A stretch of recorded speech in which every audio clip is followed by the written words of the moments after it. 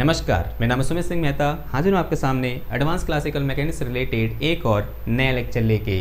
आज का हमारा है लेक्चर नंबर 3 और आज के इस लेक्चर का हमारा टॉपिक क्या रहने वाला है। हमारा टॉपिक है जनरलाइज कोऑर्डिनेट। जैसे कि आप सब लोग जानते हैं, इससे ठीक पिछले लेक्चर में क्या डिस्कस किया हमने डिस्कस किया था problem arise due to constraint, और लास्ट में हमने ये भी पढ़ा था कि हम उस प्रॉब्लम को किस तरह से रिजॉल्व करते हैं, और हमारा आंसर निकल के आया था कि हम उस प्रॉब्लम को रिजॉल्व करते हैं बाय यूजिंग जनरलाइज कोऑर्डिनेट। तो पिछले लेक्चर में हमने थोड़ा बहुत झलकी देख ली थी कि जनरलाइज कोऑर्डिनेट होता क्या है। आज हम क्या करेंगे, जनरलाइज कोऑर्डिनेट के बारे में डिटेल में डिस्कस करेंगे। तो ये क्या रहने वाला आज का हमारा एम रहने वाला है। अगर एम समझ में आ गया तो रोज की तरह फटाफट से कॉपी पेन निकालो और हेड डालो क्या, जनरलाइज कोऑर्डिनेट। तो क्या होते हैं जनरलाइज कोऑर्डिनेट? अगर हम पिछले लेक्चर को रेफरेंस मान के चलें तो जनरलाइज कोऑर्डिनेट क्या होते हैं? These are minimum number of coordinate which are independent and they can fully describe position और we can say state of any system.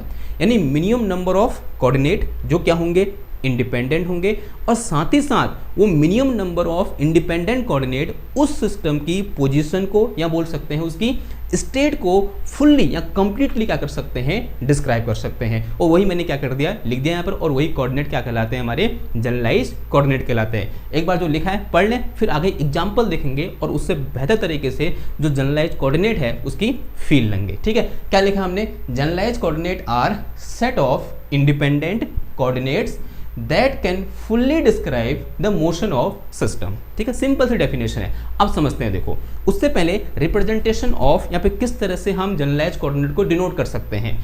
Generalise coordinate can be denote as, लिख के चलेंगे, generalize coordinate denote as, they denote as कैसे, यानी एक set है तो इस सेट को हम ऐसे डिनोट करते हैं कि Q1 Q2 Q3 डेडेस QK डेडेस QN। जो यहाँ पर स्मॉल n है ये क्या है, नंबर ऑफ जनरलाइज कोऑर्डिनेट है। जो यहाँ पर स्मॉल n है ये क्या है, हमारे पास नंबर ऑफ जनरलाइज कोऑर्डिनेट है। ठीक है, नंबर ऑफ जनरलाइज कोऑर्डिनेट। समझ में आई बात? नाउ एग्जांपल देखते हैं, तब अच्छा समझ में आएगा। एग्जांपल लिखो। फर्स्ट एग्जांपल, पहली बात तो जनरलाइज कोऑर्डिनेट की जरूरत कब पड़ती है? जब हमारे सिस्टम में क्या हो, कंस्ट्रेंट हो। तो हम क्या लेंगे, एक ऐसा सिस्टम लेंगे जिसमें क्या होगा, कोई ना कोई कंस्ट्रेंट होगा। जिसका एक सिंपलेस्ट एग्जांपल क्या रहता है कि कोई मेरे पास एक ऑब्जेक्ट है जो अलोंग ए सर्कुलर पाथ क्या कर रहा है, मूव कर रहा है। ठीक है, तो अज्यूम कर लिया हमने एक ऑब्जेक्ट है जो अलोंग ए सर्कुलर पाथ बोल सकते हैं, या फिर XY प्लेन में एक सर्कुलर पाथ में क्या कर रहा है, रिवॉल्व कर रहा है। तो अज्यूम कर लिया ये Z एक्सेस हमारी, ये Y एक्सेस बोल दिए, और ये क्या होगी हमारी X axes. This is our X axes and this one is my Y axes and this one is our Z axes. और ये क्या हो गया, ओरिजिन हो गया। और जो वो सर्कुलर पाथ में जब रोटेट कर रहा है तो जो एक्सेस ऑफ रोटेशन है, मान लिया वो किसके अलोंग है, अलोंग Z एक्सेस है, तो सर्कुलर पाथ में कैसे रोटेट करेगा वो, कुछ इस तरह से। तो ए particle which is moving along a circular path, जो क्या कर रहा है, इस तरह से इस सर्कुलर पाथ में क्या कर रहा है, मूव कर रहा है इन दिस वे। क्लियर है इतनी बात? ओके। नाउ अज्यूम कर लिया कि किसी एक पर्टिकुलर टाइम पर हमारा पार्टिकल कहाँ पर है, यहाँ पर है। तो यहाँ से यहाँ तक ये क्या हो जाएगी, इसकी रेडियस होगी नहीं होगी, और यहाँ बोल सकते हैं ये पोजीशन वेक्टर हो गया इसका। लेट अस से this position vector is R। मान लिया पोजीशन वेक्टर क्या है मेरे पास, R है। अब इस पॉइंट पर अब एक किस प्लेन में मूव कर रहा है, ये प्लेन किस प्लेन में मूव कर रहा है, XY प्लेन में क्या कर रहा है, मूव कर रहा है। तो इस पॉइंट पर जो इसके कोऑर्डिनेट हो जाएंगे along X axes and along Y axes, वो क्या हो जाएंगे, X, Y होंगे नहीं होंगे? आंसर है हाँ जी होंगे। अगर ऐसे आपको बेहतर फील नहीं आ रही है तो इसको ऐसे लिख सकता हूँ मैं, इस पूरे डायग्राम को ऐसे बना सकता हूँ। कैसे? थोड़ा सा कोऑर्डिनेट सिस्टम में जो एक्सेस उनको चेंज कर दो, इसको X एक्सेस बोल दो, इसको Y एक्सेस, और Z एक्सेस कहाँ की ओर है, आपकी ओर। ऐसे अभी पार्टिकल कैसे मूव कर रहा है, ऐसे मूव कर रहा है, यहाँ से चलना स्टार्ट हुआ, यूँ करके ऐसे कुछ मूव कर रहा है। ठीक है, समझ में आई बात? तो सेम है, ऐसे बनाओ या ऐसे बनाओ, एक ही बात हुई। ठीक है, तो अज्यूम कर लिया कि किसी पॉइंट पर जो मेरा पार्टिकल है वो यहाँ पर है, और उससे कोऑर्डिनेट क्या है, X, Y है, और ये क्या है, R इसका पोजीशन वेक्टर है, साथ ही साथ इस सर्कुलर पाथ की रेडियस भी है। अब यहाँ पर X and Y both are coordinate, दोनों क्या है, कोऑर्डिनेट है। X, Y दोनों क्या है, कोऑर्डिनेट है। और किस सिस्टम में है, कोऑर्डिनेट है, COORDINATE, कोऑर्डिनेट है। और किस सिस्टम में है, कार्टेशियन कोऑर्डिनेट सिस्टम में है। लेकिन क्या यह जनरलाइज कोऑर्डिनेट है? पता कैसे चलेगा? इनमें क्या होना चाहिए, इंडिपेंडेंट होना चाहिए। या उससे पहले ये समझो, क्या ये इस ऑब्जेक्ट की पोजीशन को या बोलते हैं इसके मोशन को फुल्ली डिस्क्राइब कर रहे हैं? आंसर है हाँ जी कर रहे हैं। कैसे? देखो, अगर मैं इस एक्स वाई के टर्म में इसका पोजीशन वेक्टर डिटरमाइन करूँ, क्या हो जाएगा देखो, the position vector r vector will be equal to कितना आ जाएगा, this will be equal to x i cap plus y j cap. हम सब जानते हैं अगर मेरे को आर वेक्टर पता है तो वी वेक्टर निकाल सकता हूँ मैं, यानी इसकी वेलोसिटी निकाल सकता हूँ। वी वेक्टर क्या हो जाएगा, D R upon d T हो जाएगा। अगर मेरे को वी पता चलेगा तो ए निकाल सकता हूँ मैं, ए इक्वल टू क्या होता है, d square r upon d t निकाल सकता हूँ। अगर ए निकल गया तो इस पर लगने वाला फोर्स निकाल सकता हूँ, एफ इक्वल टू क्या होता है मेरे पास, एम ए होता है। अगर मैं ये बोल रहा हूँ कि मैं इस ऑब्जेक्ट के मोशन को फुल्ली डिस्क्राइब कर पा रहा हूँ, इसका मतलब क्या हुआ, मैं इन सारी क्वांटिटीज़ को क्या कर पा रहा हूँ, फाइंड कर पा रहा हूँ। मोमेंटम भी फाइंड कर सकता हूँ ऐसे, मोमेंटम पी इक्वल टू क्या होता है, मोमेंटम पी इक्वल टू क्या होता है, एम इंटू वी के बराबर होता है। ठीक है, वी हमने यहाँ पर निकाल दिया, यानी इसका पोजीशन वेक्टर पता होने से मैं क्या निकाल पा रहा हूँ, इससे रिलेटेड सारी इंफॉर्मेशन में निकाल पा रहा हूँ। यानी जो एक्स वाई कोऑर्डिनेट हैं वो इसके मोशन को फुल्ली डिस्क्राइब कर रहे हैं, इतना अभी तक वो पता चला। लेकिन क्या ये जनरलाइज कोऑर्डिनेट हैं? जनरलाइज कोऑर्डिनेट होने के लिए सिर्फ इतनी कंडीशन काफ़ी नहीं है कि वो क्या कर पाएँ, उसके मोशन को फुल्ली डिस्क्राइब कर पाएँ, साथ ही साथ उन्हें क्या होना चाहिए, इंडिपेंडेंट होना चाहिए। क्या ये इंडिपेंडेंट है? जरा देखो, x and y are not independent. क्यों? Because there is a constraint. यहाँ पर क्या है, एक कंस्ट्रेंट है। कोई बता सकता है वो कंस्ट्रेंट क्या है, कि this particle is restricted to move along a circular path in x y plane. इन जो रेडियस आर है, यहाँ बोल सकते हैं कि इस एग्जाम्पल में जो मैग्नीट्यूड ऑफ आर है वो क्या है, फिक्स है। जो मैग्नीट्यूड ऑफ आर है वो क्या है, फिक्स है। उस तरह में क्या बोलता हूँ, जो आर स्क्वायर है वो क्या है हमारे पास, फिक्स्ड है। यानी ये चेंज नहीं हो रहा है, क्योंकि पूरे मोशन के दौरान जो रेडियस है वो क्या रहती है, फिक्स रहती है। तो आर क्या है, फिक्स है।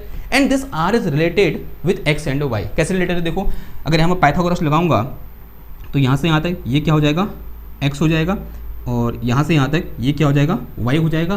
तो यहाँ से मेरे पास क्या निकल के आ रहा है, r square equal to x square plus y square निकल के आ रहा है। और ये क्या है मेरे पास, इक्वेशन ऑफ कंस्ट्रेंट भी है। और यहाँ से साफ साफ पता चल रहा है x and y both are not independent coordinate. पहली चीज तो सेटिस्फाई होगी कि जो एक्स एंड वाई दो कोऑर्डिनेट हैं वो इस पार्टिकल के मोशन को फुल्ली डिस्क्राइब कर पा रहे हैं, लेकिन ये इंडिपेंडेंट नहीं है। अगर ये इंडिपेंडेंट नहीं है तो ये जनरलाइज कोऑर्डिनेट नहीं हो सकते। तो इस केस में जो जनरलाइज कोऑर्डिनेट है वो क्या है, अब ये हमें क्या करना है, फाइंड करना है। अब जनरलाइज कोऑर्डिनेट क्या होगा इस केस के लिए, मैं थोड़ा सा क्या कर रहा हूँ, अपने कोऑर्डिनेट सिस्टम को चेंज कर रहा हूँ। अभी मैं किस कोऑर्डिनेट सिस्टम में डील कर रहा था, मैं डील कर रहा था in x y z coordinate system, या बोल सकते हैं रेक्टेंगुलर कोऑर्डिनेट सिस्टम या कार्टेशियन कोऑर्डिनेट सिस्टम में अभी तक मैं डील कर रहा था।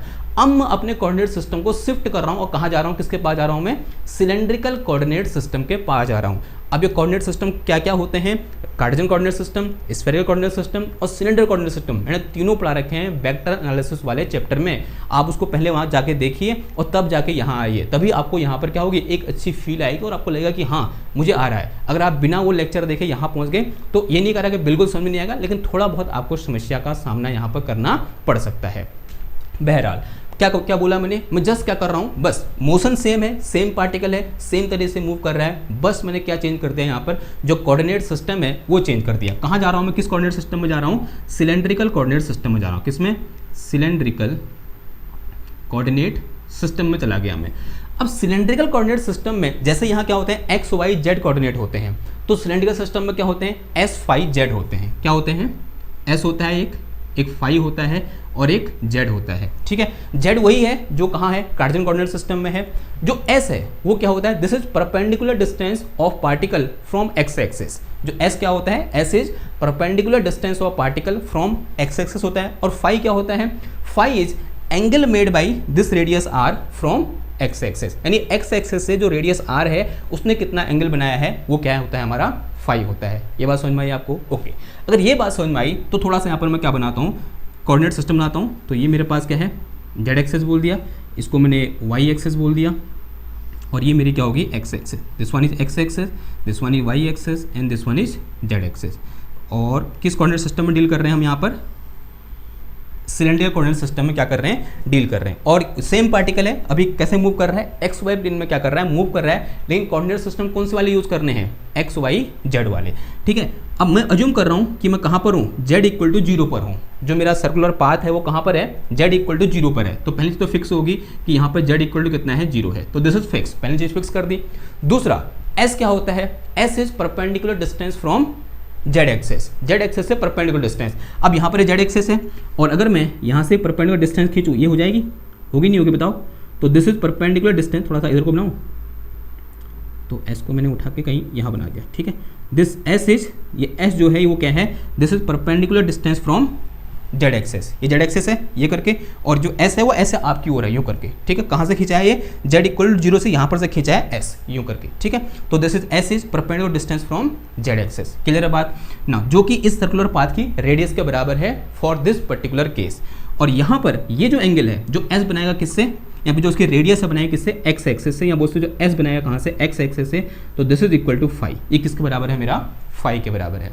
दूसरी चीज, पहले तो जेड इक्वल टू 0 फिक्स हो गया, दूसरा s equal to 0, s equal to 0 भी क्या है मेरे पास, फिक्स है, साफ साफ दिख रहा है, 0 नहीं, s equal to r, s equal to क्या है मेरे पास, आर है, इसकी रेडियस के बराबर है जो कि क्या है, फिक्स है, यानी एस की वैल्यू क्या है मेरे पास, अगेन फिक्स होगी। नाउ यहाँ पर सिर्फ एक चीज चेंज हो रही है और वो चीज क्या है, फाई है, और फाई इज चेंजिंग, जो फाई है वो मेरा क्या कर रहा है, चेंज कर रहा है। और कहाँ से कहाँ चेंज होता है फाई, पता है आपको, फाई इज चेंजिंग फ्रॉम कहाँ से कहाँ, 0 से 2 पाई, फाई कहाँ से कहाँ चेंज होता है, 0 से 2 पाई के बीच में क्या होता है, चेंज होता है, ठीक है। तो अब यहाँ पर सिर्फ एकमात्र कोऑर्डिनेट क्या हो रहा है, चेंज हो रहा है, जो क्या है, फाई है। जहां जब मैं कार्टेशियन कोऑर्डिनेट सिस्टम ले रहा था तो सेम ऑब्जेक्ट के मोशन को डिस्क्राइब करने के लिए मेरे को कितने कोऑर्डिनेट चाहिए थे, 2 कोऑर्डिनेट चाहिए थे, जो कि इंडिपेंडेंट नहीं थे। लेकिन यहाँ पर मेरे को इस ऑब्जेक्ट के मोशन को डिस्क्राइब करने के लिए सिर्फ एक कोऑर्डिनेट चाहिए, जो कौन सा कोऑर्डिनेट है, फाई कोऑर्डिनेट है, और ये कैसा है, इंडिपेंडेंट है, ये एस पर भी डिपेंड नहीं कर रहा है और जेड पर भी डिपेंड नहीं कर रहा है, बिकॉज एस और जेड दोनों कैसे हैं, फिक्स है। क्लियर है बात, ये बात समझ में आई आपको?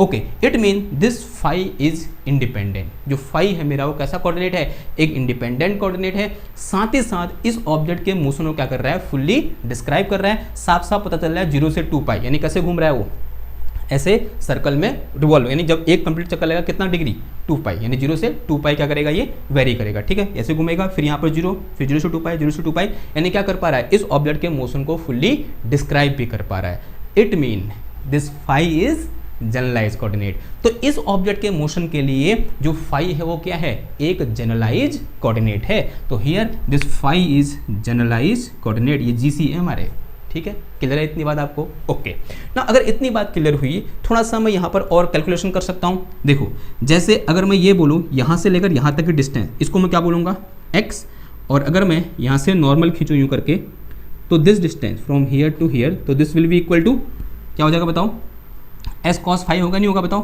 तो this is equal to s cos phi, जो किसके बराबर होगा, x के बराबर होगा, ठीक है। सिमिलरली अगर मैं इधर की ओर देखूंगा तो this will be equal to s sin phi, s sin phi, and this will be equal to y।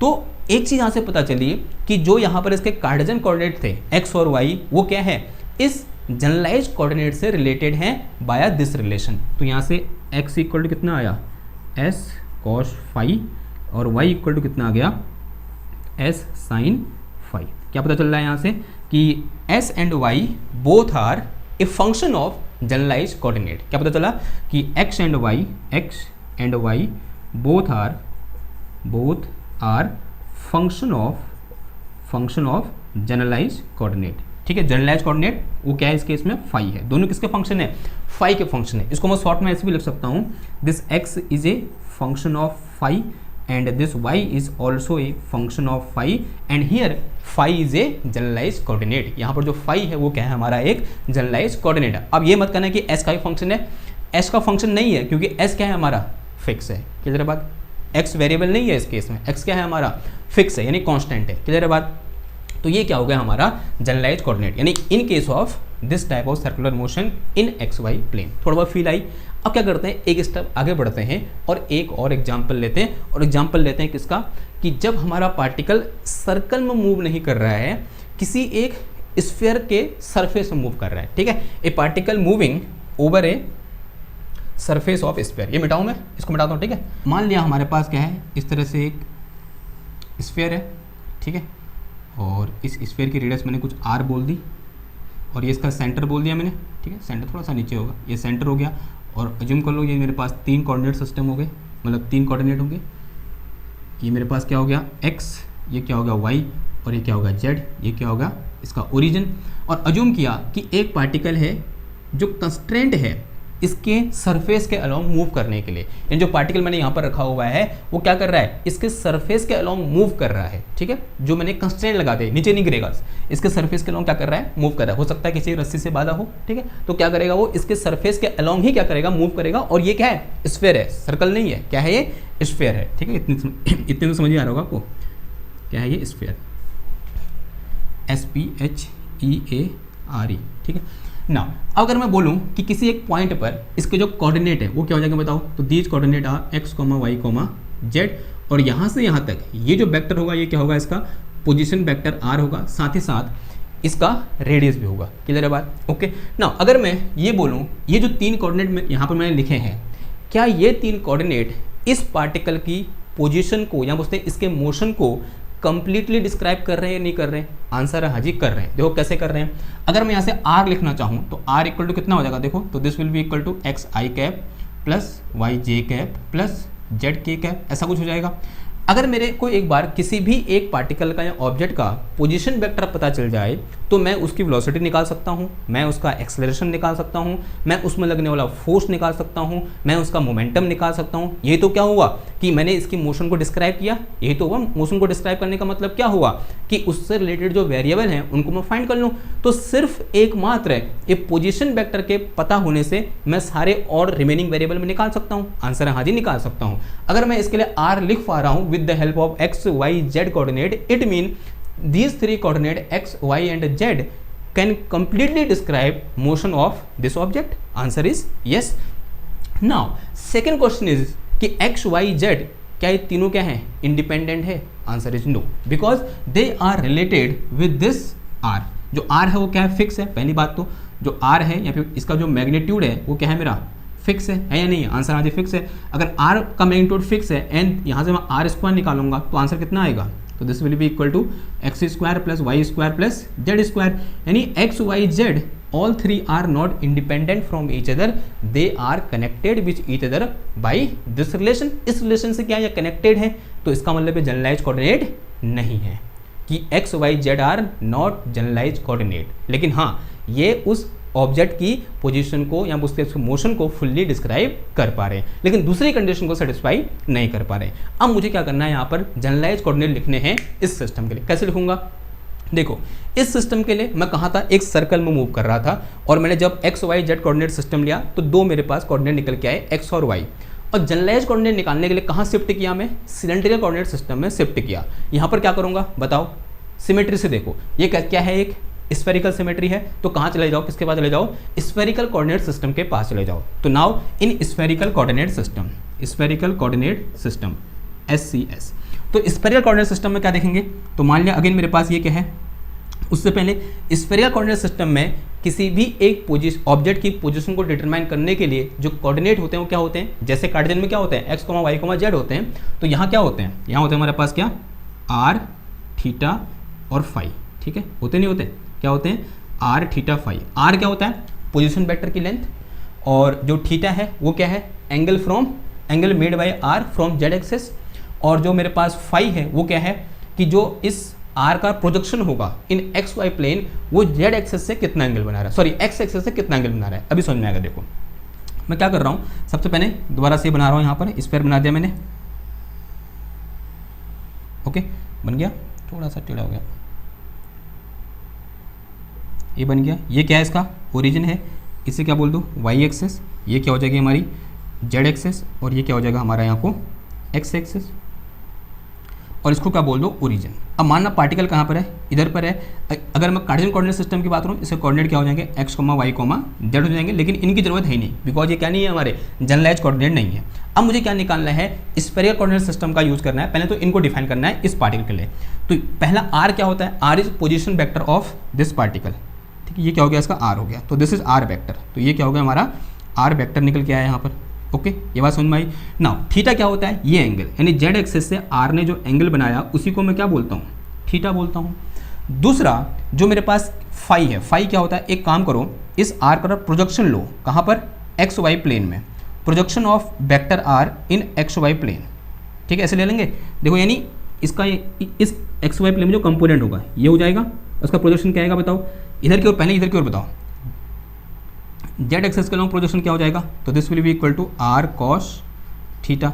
तो यहाँ क्या हो जाएगा projection, this projection will be r sine theta, होगा नहीं होगा बताओ, आर साइन थीटा। और इस आर साइन थीटा ने इस एक्स एक्सिस के साथ जो एंगल बनाया उसी को मैं क्या बोलता हूँ, फाई बोलता हूँ। यार phi is angle made by this r sine theta from x axis, और वही क्या है हमारा फाई है। क्लियर है बात इतनी। नाउ यानी अब मेरे पास तीन कोऑर्डिनेट है, एक आर है, एक थीटा है, एक फाई है। जैसे मैं कहाँ जंप किया, अपने स्फेरिकल कोऑर्डिनेट सिस्टम में जंप किया। अब इस केस के लिए जो आर है या आर वेक्टर का मैग्नीट्यूड है वो क्या है, फिक्स है, तो इसकी तो टेंशन ही हट गई, ये कांस्टेंट है, ये वेरी कर ही नहीं रहा है। क्लियर है बात। अब दूसरा देखो, दूसरा कौन है यहाँ पर, थीटा है। क्या थीटा वेरी कर रहा है, आंसर हाँ जी वेरी कर रहा है। पार्टिकल यहाँ है फिर यहाँ है, तो थीटा क्या हो जाएगा, चेंज हो जाएगा। तो अगर थीटा वेरी कर रहा है तो कहाँ से कहाँ, यानी थीटा क्या हो रहा है हमारा, चेंज हो रहा है। तो चेंज हो रहा था, कहाँ से कहाँ चेंज हो रहा है, ये हो रहा है मेरा 0 से पाई। कहाँ से कहाँ चेंज होता है, 0 से पाई चेंज होता है। दूसरा यहाँ पर क्या है, फाई है। क्या फाई भी चेंज हो रहा है, आंसर है हाँ जी चेंज हो रहा है, क्योंकि फाई कैसे घूमता है, ऐसे घूमता है अलोंग जेड एक्सेस। फाई भी क्या हो रहा है, चेंज हो रहा है। तो फाई कहाँ से कहाँ चेंज हो रहा है बताओ, फाई चेंजिंग फ्रॉम, जैसे इधर हो रहा था, कहाँ से कहाँ, 0 से 2 पाई क्या हो रहा है, चेंज हो रहा है। अब जब मैं जैसे मैंने क्या किया, अपने सिस्टम को कार्टेशियन कोऑर्डिनेट सिस्टम से कहाँ चेंज हुआ, मैं स्फेरिकल कोऑर्डिनेट सिस्टम में चेंज हुआ। एक कोऑर्डिनेट मेरा क्या हो गया, फिक्स हो गया। अब बचे कौन से वाले, एक थीटा बचा और एक फाई बचा। और थीटा और फाई किसी भी तरह से एक दूसरे से रिलेटेड नहीं है, यानी they are independent and they are completely determining या completely describing motion of this particle. ठीक है, कर रहे नहीं कर रहे हैं, आंसर हाँ जी कर रहे हैं, क्योंकि ये दिखा रहा है कि पार्टिकल कहाँ से कहाँ जा रहा है, 0 से 2 पाई जा रहा है ऐसे। और ये क्या दिखा रहा है कि पार्टिकल 0 से पाई जा रहा है ऐसे। ठीक है, ये क्या दिखा रहा है, पार्टिकल 0 से पाई ऐसे जा रहा है। और ये क्या दिखा रहा है कि पार्टिकल कहाँ से कहाँ, 0 से 2 पाई ऐसे जा रहा है। यानी दोनों क्या कर रहे हैं, दोनों मिलकर इस पार्टिकल के मोशन को कंप्लीटली डिस्क्राइब कर पा रहे हैं। और आर क्या है, फिक्स है, यानी theta and phi are variable and they are independent and as well as they can describe motion of this particle completely. तो theta and phi are generalise coordinate. ये दोनों कैसे कोऑर्डिनेट हैं, जनरलाइज कोऑर्डिनेट है। Clear है बात। ठीक है, अब जैसे मैंने यहाँ पर x और y को in terms of generalise coordinate लिखा, यहाँ भी मैं ऐसा कर सकता हूँ। ठीक है, हम जो कर रहा हूँ ना यहाँ पर, ये बहुत इंपॉर्टेंट है। अगर मैं क्या करूँ, इसका जो r साइन फाई का है x एक्सेस के अलॉन्ग कंपोनेंट निकालूँ, क्या हो जाएगा बताओ, component of r sine phi along x axis, ये हो जाएगा। And this will be equal to r sine phi cos theta, cos phi sorry r sine theta cos phi, होगा नहीं होगा, आंसर आज होगा। अगर मैं इसका y एक्सेस के अलॉन्ग देखूँ तो this will be r sine theta sine phi हो जाएगा। ठीक है, तो यहाँ से इस डायग्राम से x इक्वल टू क्या निकल के आया, x इक्वल टू निकल के आया ये, यानी कितना, r sine theta cos phi, और y इक्वल टू क्या निकल के आ गया, r sine theta sine phi, और z इक्वल टू क्या निकल के आया, आर कॉस फाई। देखो यहाँ पर ये z इक्वल टू कितना है, आर कॉस फाई के बराबर है। ये तीनों इक्वेशन मिलकर क्या दिखा रही है कि एक्स वाई जेड जो कोऑर्डिनेट, जो कार्टेशियन कोऑर्डिनेट हैं वो किससे रिलेटेड है, जनरलाइज कोऑर्डिनेट से रिलेटेड है। इन तीनों इक्वेशन को कंबाइन में कैसे लिख सकता हूँ, या बोलते हैं ऐसे लिख सकता हूँ कि this r x is a function of, x is a function of, देखो आर तो कांस्टेंट है, आर क्या है, यहाँ से यहाँ तक की लेंथ यानी इसकी रेडियस है जो कांस्टेंट है, तो किसका वेरी कर रहा है, किसका फंक्शन है, थीटा और फाई का। तो it is a function of theta and phi, and y is also a function of theta and phi. और यहाँ से क्या पता चला, z is a function of theta and phi. यानी x y z तीनों को मैं क्या कर सकता हूँ, जनरलाइज कोऑर्डिनेट के फंक्शन के टर्म में लिख सकता हूँ। ये बहुत इंपॉर्टेंट है, आगे मैं एक जनरल रूप लिखूंगा, वहाँ पर क्या आएंगे, ये काम आएंगे। इसी को मैं ऐसे भी लिख सकता हूँ, देखो कैसे, कि x y z अगर थीटा और फाई पर डिपेंड कर रहा है, तो जो r वेक्टर है, जो r वेक्टर है वो भी किसका फंक्शन होगा, r vector will be also a function of theta and phi. यहाँ पर अगर x और y दोनों फाई पर डिपेंड कर रहे हैं, तो यहाँ पर जो r वेक्टर होगा वो किसका फंक्शन होगा, तो this is also a function of phi. ये भी किसका फंक्शन होगा, फाई का फंक्शन होगा। ठीक है, इन सिलेंडर कोऑर्डिनेट सिस्टम, और ये कहाँ पर है, in spherical coordinate system. And here theta and phi both are generalise coordinate. Clear बात। तो इस तरह से हम क्या करेंगे, यहाँ पर जनरलाइज कोऑर्डिनेट को डिटरमाइन करेंगे, आप उसे डिफाइन करेंगे। थोड़ा बहुत समझ में आया, आई थिंक थोड़ा बहुत लॉजिक अब आ रहा होगा कि हाँ कि जनरलाइज कोऑर्डिनेट से हमारा मतलब क्या है। ना अगर मैं थोड़ा सा क्या करूँ सॉरी थोड़ा सा आगे बढ़ूँ, इसी में अगर अभी यहाँ पर क्या था, सिर्फ एक पार्टिकल था, अगर मैं दो पार्टिकल ले लूँ यहाँ पर, ठीक है, इसकी सरफेस पर कितने पार्टिकल हैं, दो पार्टिकल हैं, तब बताओ कितने नंबर ऑफ जनरलाइज कोऑर्डिनेट होंगे। आंसर है, बताओ, कर दो फटाफट। अगर मैं दो पार्टिकल ले लूँ,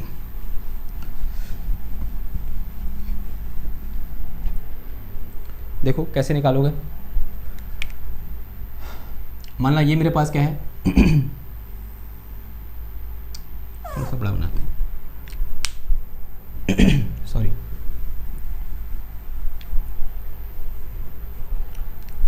क्या करो, ये मेरे पास क्या हो जाएगी जेड एक्सेस, ये क्या हो जाएगी एक्स, इसको एक्स बोल दो, ठीक है, और ये क्या हो जाएगा वाई, और ये क्या हो जाएगा मेरा जेड, ठीक है, और यहाँ क्या बना दिया मैंने, इस तरह से एक स्क्वायर बना दिया, ठीक। अभी तक यहाँ पर सिर्फ एक पार्टिकल था, अब कितने पार्टिकल हुए, दो पार्टिकल, एक पार्टिकल यहाँ है, एक पार्टिकल यहाँ है। इसके कोऑर्डिनेट क्या बोल दिए मैंने, x1, y1, z1, and both the particle are constraint to move on the surface of this sphere. इसके मैंने कितने बोल दे, क्या बोल दिया कोऑर्डिनेट, x2, y2, z2, ऐसा बोल सकता हूँ मैं, ठीक है ना। अब बताओ फिर कितने जनरलाइज कोऑर्डिनेट होंगे, जब यहाँ पर एक था जनरलाइज कोऑर्डिनेट कितने थे, दो, अब यहाँ पर दो पार्टिकल हैं और दोनों क्या हैं, इंडिपेंडेंट हैं, तो जनरलाइज कोऑर्डिनेट कितने हो जाएंगे, चार, दो इसके लिए डिफाइन होंगे और दो इसके लिए। पहले मैं इसके लिए डिफाइन करूँ, ठीक है, ये पोजीशन बेटर हो जाएगा, और ये क्या हो जाएगा इसका θ1, और फिर उसके बाद और इसका फिर एक यहाँ क्या आ जाएगा प्रोजेक्शन, इधर ये हो जाएगा, और ये मेरे पास क्या हो जाएगा यहाँ पर फाई, ठीक है, उसको φ1 बोल दूँ, θ1 बोल दूँ, इसको φ1 बोल दूँ, तो इसके क्या हो गए θ1 φ1, एक क्या हो जाएगा θ1 और दूसरा क्या हो जाएगा φ1, उसके सिमिलरली इसके लिए भी होगा, एक क्या हो जाएगा θ2 और एक क्या हो जाएगा φ2, ठीक है। तो ये क्या है मेरे पास यहाँ पर चार जनरलाइज कोऑर्डिनेट हो गए, ठीक, जनरलाइज कोऑर्डिनेट कितने हो गए, चार। अब मैं थोड़ा चेंज कर दूँ, तो ये मैं कब लिख पा रहा हूँ, जब इसका मोशन इसके मोशन को इफेक्ट नहीं कर रहा है, both are independent from each other. लेकिन अगर मैं क्या करूँ, इसको एक स्ट्रिंग से लगा दूँ, यानी एक रस्सी से बांध दूँ, जो कि कैसी है, इनएक्सटेंसिबल है, ठीक है। Now both the particle are connected with each other. काम करते हैं ना, इस चीज़ को इतना कॉम्प्लिकेटेड बनाते ही नहीं है, एक सिंपल सा फॉर्मूला पढ़ लेते हैं, उस फॉर्मूले से सबका काम हो जाएगा, ठीक है। फॉर्मूला क्या है, इन जनरल बात करते हैं, in general number of generalise coordinate, ठीक है। मान लिया मेरे पास एक सिस्टम है और उस सिस्टम में n नंबर ऑफ पार्टिकल हैं, कितने number of, n number of particle हैं, और दूसरा उसमें जो नंबर ऑफ कंस्ट्रेंट है, नंबर ऑफ कंस्ट्रेंट है उस सिस्टम में कितने, small n is number of constraint, ठीक है, या नंबर ऑफ कंस्ट्रेंट बोल सकते हैं, या फिर नंबर ऑफ कंस्ट्रेंट इक्वेशन भी बोल सकते हैं। जैसे यहाँ पर नंबर ऑफ कंस्ट्रेंट कितने थे, एक था, ठीक है, here only one number of constraint, उससे पिछले केस में नंबर ऑफ कंस्ट्रेंट कितना था, एक था। तब देन जो number of generalise coordinate will be equal to, ये होता है मेरे पास फॉर्मूला 3n माइनस n, ठीक है, और जनरलाइज कोऑर्डिनेट यहाँ पे इसको m बोल दूँ मैं, क्योंकि नंबर ऑफ जनरलाइज कोऑर्डिनेट हमने स्मॉल n लिया था ना फर्स्ट में, याद है आपको। तो कितना आ गया, 3n माइनस m आ जाएगा, तो यहाँ से number of generalise coordinate small n equal to कितना आ जाएगा, ये 3n माइनस कितना आ गया, m आ गया, ठीक है। देखो इसके लिए करके देखो एक बार, इस वाले सिस्टम के लिए करके देखें, तो इसके लिए m इक्वल टू कितना है, for this system m equal to कितना है, 1 है, n इक्वल टू कितना है, 1 है, तो n इक्वल टू कितना आ जाएगा, small n equal to 3 into 1 minus 1, कितना आया, 2 आ गया, ठीक है। इसके लिए करके देखो, जब ये दोनों क्या हैं, इंडिपेंडेंट है, इन दोनों से कनेक्टेड नहीं है, ठीक है, तब कितना आ जाएगा बताओ। तो यहाँ पर n इक्वल टू कितना आ जाएगा, 2 पार्टिकल है, कितना आ गया, 3 गुणा 2, नंबर ऑफ पार्टिकल 2 है, माइनस नंबर ऑफ कंस्टेंट, एक इसके लिए होगा, एक इसके लिए, कितना आ जाएगा ये, 3 गुना 6 माइनस 1 माइनस 2, सॉरी कितना आएगा, 2 आ जाएगा। तो n इक्वल टू कितना आ जाएगा, 3 इंटू 2 माइनस 2, 3 गुना 6, 6 में से 2 गया 4, कितना है, नंबर ऑफ जनरलाइज कोऑर्डिनेट कितना आ गए, 4 आ गए, 4 आ रहे थे यहाँ पर, 4 आ रहे थे। अगर दोनों में क्या करता हूँ मैं, कनेक्ट कर दूँ किससे, एक रॉड से, ऐसे क्या कर दिया, दोनों को एक रॉड से कनेक्ट कर दिया। अब देखो अब कितने हो जाएंगे, अब हो जाएंगे यहाँ पर मेरे पास कितना, तो number of generalise coordinate n equal to small n equal to 3 into 2 minus constant कितने हो जाएंगे, एक इसके लिए ये वाला r ये फिक्स है, R1 फिक्स है और ये R2 भी फिक्स है, ठीक है।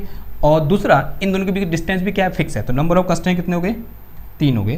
तो यहाँ से n इक्वल टू कितना आ गया, तो 6 माइनस 3 इक्वल टू कितना आ गया, 3 आ गया, ठीक है। तो कितना निकल के आए, नंबर ऑफ जनरलाइज कोऑर्डिनेट कितना निकल के आया मेरे पास, 3 निकल के आया, ठीक है। तो इस तरह से क्या कर सकते हैं हम, किसी भी एक सिस्टम के लिए number of generalise coordinate find कर सकते हैं, ठीक है। थोड़ा और फील आ रही है, ओके। नाउ अब लास्ट में बचता है क्या, जो एक बार हम कर चुके हैं यहाँ पर कि वी नो दैट कि जो एक्स वाई जेड कोऑर्डिनेट होते हैं इन कार्टेशियन कोऑर्डिनेट सिस्टम, उनको हम क्या कर सकते हैं, जनरलाइज कोऑर्डिनेट के टर्म में लिख सकते हैं। तो इसका एक जनरल एक्सप्रेशन यहाँ पर लिख लें, तो इसको ऐसे लिख के चलना, x y z coordinate in terms of as a function of generalized coordinate, ठीक है। तो मान लिया हमारे पास क्या है यहाँ पर, एक x y z coordinate system है, एक्स वाई जेड, एक मेरे पास यहाँ पर सिस्टम है। उस सिस्टम का मैंने ith पार्टिकल ले लिया जिसका मास कितना है, mi है, और जिसका जो कार्टेशियन कोऑर्डिनेट है वो कितने हैं, xi, yi, zi है, ठीक है। तो अगर मैं क्या करना चाहूँ, अगर मैं ये बोलूँ इसके जो जनरलाइज कोऑर्डिनेट है वो क्या है, q1, q2, qk, qn है, जहाँ पर स्मॉल n क्या है, वो मेरे पास नंबर ऑफ जनरलाइज कोऑर्डिनेट है। तो since we know from our discussion कि this xi can be written as a function of generalise coordinate, जैसे कि यहाँ पर किसका था, फाई और थीटा का था, तो यहाँ किसके फंक्शन हो जाएगा वो, q1, q2, q3, qk, qn, ऐसे फंक्शन हो जाएगा। सिमिलरली जो yi होगा it is also a function of q1, q2, q3, qn and ये आ जाएगा। सिमिलरली जो zi होगा वो भी किसका फंक्शन होगा, zi is also a function of q1, q2, q3 कहाँ तक, qn तक। क्लियर है इतनी बात। अगर ये क्या है, q1, q2 या जनरलाइज कोऑर्डिनेट के फंक्शन है, तो जो r वेक्टर होगा या बोलते हैं जो पोजीशन वेक्टर होगा ri, जो पोजीशन वेक्टर है इसका क्या, ri, ये भी इसका फंक्शन होगा, q1, q2, q3 का फंक्शन होगा, यहाँ पे बोलते हैं qn का फंक्शन होगा, q1, q2, qk, qn। Clear है बात, इसका क्या होगा, ये फंक्शन होगा। तो इस तरह से हम क्या रख सकते हैं, किसी भी एक पॉइंट के पोजीशन वेक्टर को जनरलाइज कोऑर्डिनेट के टर्म में लिख सकते हैं। अब यहाँ पर टाइम जैसा कुछ नहीं आ रहा है, यानी यहाँ पर जो मोशन है पार्टिकल का वो टाइम पर एक्सप्लिसिटली डिपेंड नहीं कर रहा है, मुझसे डायरेक्टली डिपेंड नहीं कर रहा है। अगर मेरे पास जो सिस्टम है वो अगर टाइम पर क्या करेगा, डायरेक्टली डिपेंड करेगा, या बोल सकते हैं और जो कंस्टेंट होगा वो रेनोमस कंस्टेंट होगा न कि स्केलरोनोमस, तो उस केस में क्या होगा, यहाँ पर टाइम भी आ जाएगा। तो if constraint is time dependent, explicit time dependent,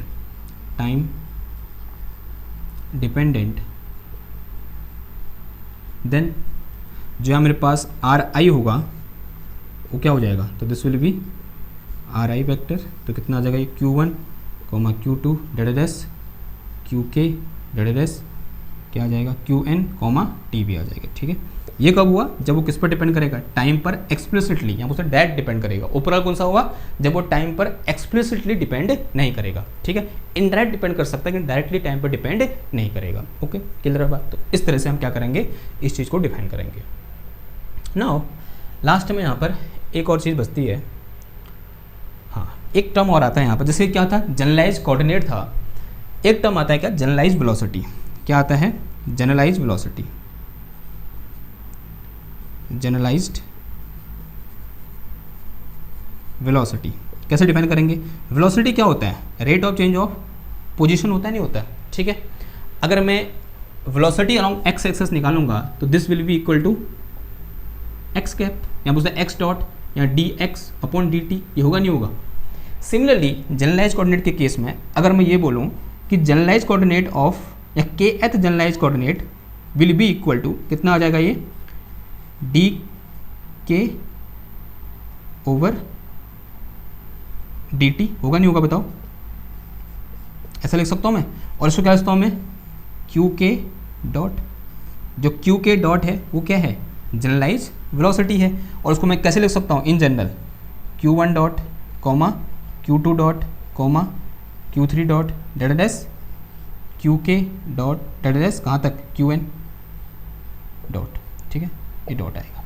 dot क्या दिखा रहा है, टाइम डेरिवेटिव दिखा रहा है पोजीशन वेक्टर का, मतलब सॉरी उसके कोऑर्डिनेट का, जनरलाइज कोऑर्डिनेट का।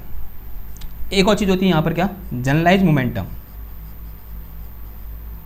जनरलाइज, ये स्पेलिंग लिख दी मैंने, जनरलाइज मोमेंटम।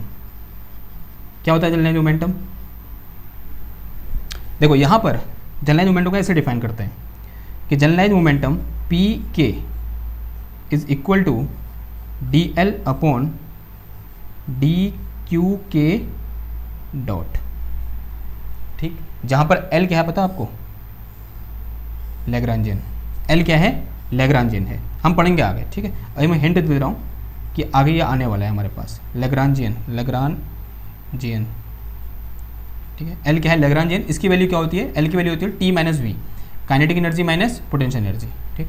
आगे आएगा, इसकी चिंता करने की बात नहीं है, लेकिन हाँ यहाँ पर जनरलाइज की बात हो रही थी तो मैंने आपको बता दिया कि भाई एक टर्म यहाँ पर जनरलाइज वेलोसिटी जैसा होता है, जो कैसा होता है, ऐसा होता है। एक क्या होता है, जनरलाइज मोमेंटम, जिसको हम क्या करते हैं, इस तरह से डिफाइन करते हैं, ठीक है। और ये क्यू के डॉट है, डॉट का मतलब जनरलाइज वेलोसिटी, यानी differentiation of l with respect to generalise velocity is known as generalise momentum.